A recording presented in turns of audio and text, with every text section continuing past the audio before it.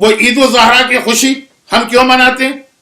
ایک ہی جملہ کہتے ہیں نا کہ آج شہزادی اتنا خوش ہے تو جہاں سیدہ خوش وہاں ان کے ماننے والے خوش. عید الزہرا میں ہمارے گھر میں کوئی خوشی نہیں آئی. نہ ہماری بیٹی کی شادی ہوئی ہے، نہ ہمارے بیٹے کی شادی ہوئی ہے، نہ ہمارے یہاں کوئی اولاد پیدا ہوئی ہے، نہ ہماری شادی ہوئی ہے، نہ ہمارا کوئی جاب لگا ہے، نہ ہمیں باہر کا کوئی ویزا ملا ہے، نہ ہم کسی امتحان میں کامیاب ہوئے. پھر کیوں منا رہے خوشی؟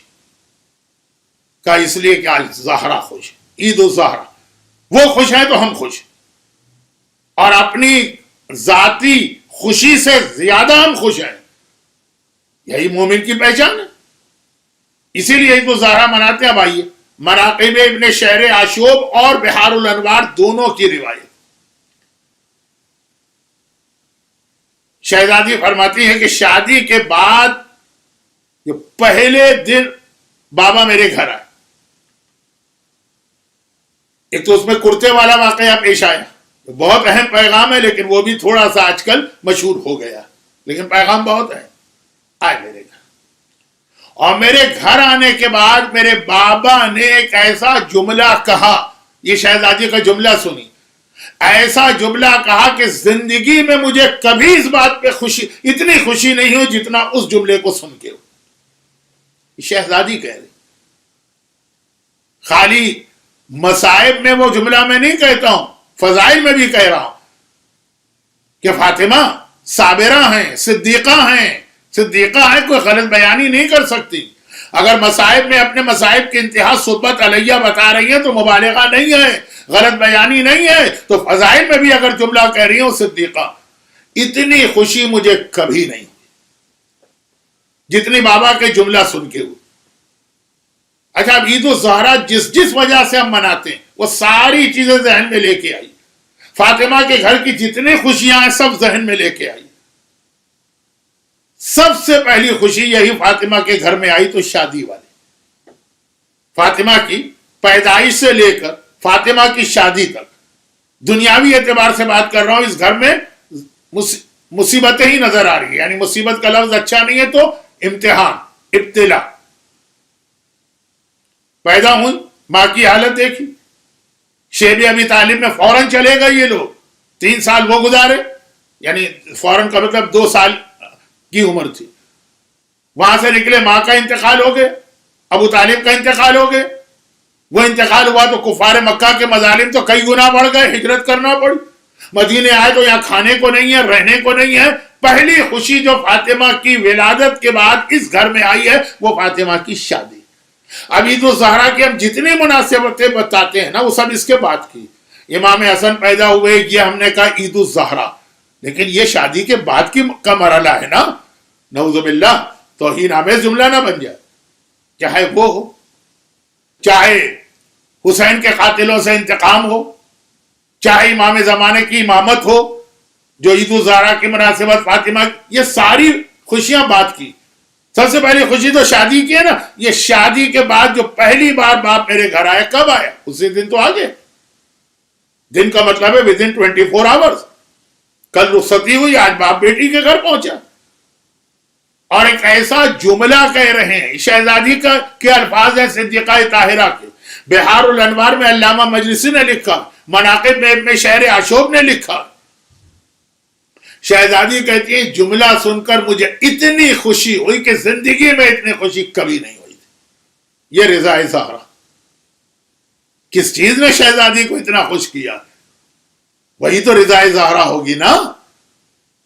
ہاں، اگر وہ ان کے اپنے ذاتی فضائل کے حوالے سے ہوتا کہ چادر میں مجھے لیا آئے، تطہیر آئی، جبرائیل آئے، تو یہ ہمارے لیے صرف فضائل کی وجہ سے خوشی کا موقع تھا. ہم اپنے گھر میں یہ رضا زہرا نہیں لا سکتے تھے. یعنی اگر ہم اپنے گھر میں چادر اوڑھ کے اپنے نواسوں اور بیٹی کو جمع کرتے تو وہ رضا زہرا نہیں بنتی. لیکن یہ جو جملہ شہزادی بتا رہی ہے تو آپ کے گھر کا جملہ کیا ایسا جملہ ہے کہ شہزادی کا بابا کی حدیث پر یہ کامنٹ ہے کہ زندگی میں مجھے اتنی خوشی کبھی نہیں ہوئی جتنی اس دفعہ اس جملے کو سن کے ہوئی. اس کے بعد 3-4 خوشیاں اور ملی. وہ آپ نے سنا حسن کی ولادت، حسین کی ولادت، گرچہ وہاں تو ماتم بھی اتنا ہی ہوا، لیکن یہ پہلی خوشی کیا تھا؟ پیغمبر گھر میں آتے ہیں اور آنے کے بعد بیٹی اور داماد کو بٹھاتے ہیں سامنے اور کہتے ہیں کہ آئے ابو الحسن اور اے میری بیٹی، میں یہ چاہتا ہوں کہ تم لوگ گھر اس طرح سے چلاؤ کہ گھر کے باہر کے جتنے کام ہیں وہ ابو الحسن انجام دے گا اور گھر کے اندر کے جتنے کام ہیں وہ تم انجام دو گے۔ بیٹی تمہیں گھر کے باہر کے کام انجام نہیں دینا، گھر کے اندر کے سارے کام۔ جب یہ پیغمبر نے تقسیم کر دی تو فاطمہ کہتی ہیں یہ سن کر کہ میرے بابا نے مجھے گھر سے نکلنے سے ایک طرح سے ایگزمپٹ کر دیا ہے، معاف کر دیا، اتنی خوشی ہوئی کہ زندگی میں کبھی اس سے پہلے اتنی خوشی مجھے کبھی نہیں ہوئی۔ مجھے کہا میں نے شب قدر ہر برکت ملے گی، اندھیرے نظر کوئی نہیں آئی، کوئی چیز نظر نہیں آئی۔ یہ فاطمہ کی خوشی۔ ہمارے یہاں تو آج ہم ہر بچی کو گھر سے باہر نکل کے گھومنا ہے، پھرنا ہے، دوستوں کے ساتھ جانا ہے، مال میں جانا ہے، تفریح کے لیے جانا ہے، یہ حرام نہیں ہے۔ شاید اس کو بہت مکروہ بھی نہ کہا جائے اور شاید کہا جائے کہ اس انداز سے جاتے ہیں۔ اب میں مسائل بتانے کی پوزیشن میں نہیں ہوں، وہ تقریر کا وقت ختم ہو رہا، لیکن بابا کا اتنا کہہ دینا عورت کے لیے جاب کرنا حرام ہے؟ نہیں۔ عورت کے لیے بزنس کرنا حرام ہے؟ نہیں۔ لیکن اصل جو ذمہ داری، آج تو میں جانتا ہوں چونکہ میں اتنا پرانا ہو چکا ہوں آپ کے درمیان کہ آپ کو یقین نہیں آئے گا، یہ پچھلے سال میں 3 مرتبہ میں نے جملہ سنا تھا لوگوں سے، لیکن کتنے گھروں میں اس بات پہ جھگڑا ہو رہا ہے بیٹی اور باپ کے درمیان کہ باپ مجھے جاب نہیں کرنے دے رہے، شوہر مجھے فلاں کام نہیں کرنے دے رہا ہے، مجھے دفتر میں بیٹھ کے فلاں کام کرنا ہے مثلا، میں وقت نہیں ہے تو میں اور بات کو پھیلانا نہیں چاہتا۔ اجازت الگ چیز ہے، مگر شہزادی کی خوشی دیکھیے، رضائے زہرا، موضوع یاد رکھیے، رضائے زہرا، اتنا خوش ہے، اتنا خوش ہے کہ اگر عید الزہرا ہم مناتے ہیں شہزادی کی خوشی کی وجہ سے تو یہ بھی شہزادی ہی کی خوشی ہے۔ خیر اس معیار کی تو نہیں ہے، اس لیول کی تو نہیں، لیکن یہ بھی شہزادی کی خوشی۔ بابا یہ تقسیم کار کر کے گئے۔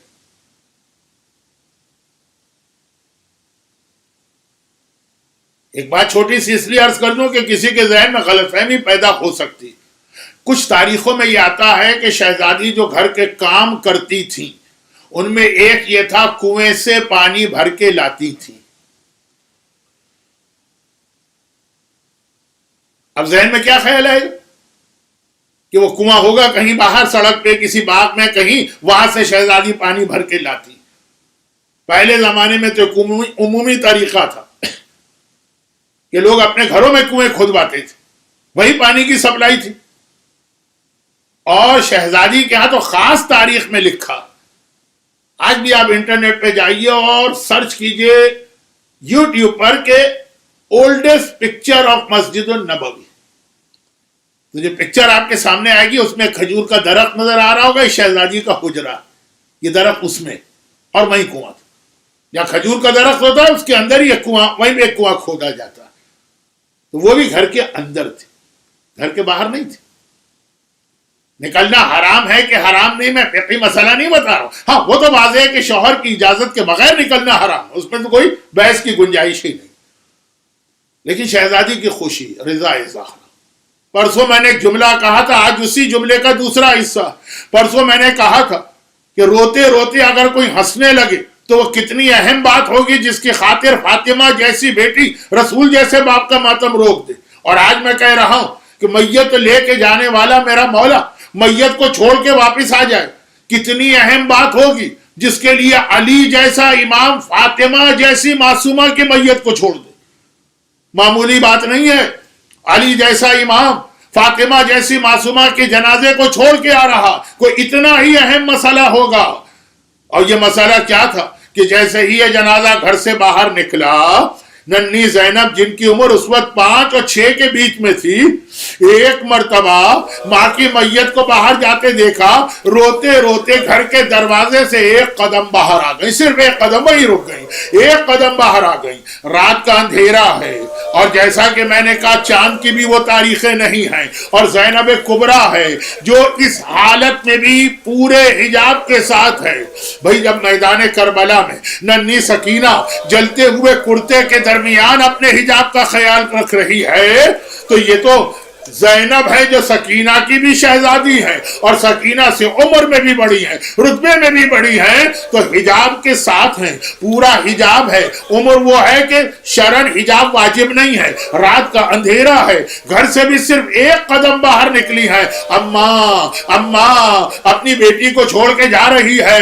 بس جیسے ہی علی کے کان میں زینب کی یہ فریاد آئی، حسن بیٹا، حسین بیٹا، فاطمہ کی میت کو لے کے چلو، میں ابھی آتا ہوں، یہ کہہ کے واپس آئے، زینب کے سر پہ ہاتھ رکھا، بیٹی مجھے پتا ہے تجھے بہت بڑا غم ہوا ہے، بہت بڑا صدمہ تیرے اوپر نازل ہوا ہے، لیکن بیٹی ابھی تیرا غیرت مند باپ زندہ ہے، اور وہ برداشت نہیں کر سکتا کہ اس کی زندگی میں اس کی بیٹی گھر سے باہر آ جائے، بیٹی گھر میں چلی جا۔ تو زینب گھر میں گئی، تب علی آئے میت پر، بتا دیا کہ زینب کا پردہ اتنا اہم ہے کہ اس کی خاطر علی فاطمہ کے جنازے کو چھوڑ رہا ہے۔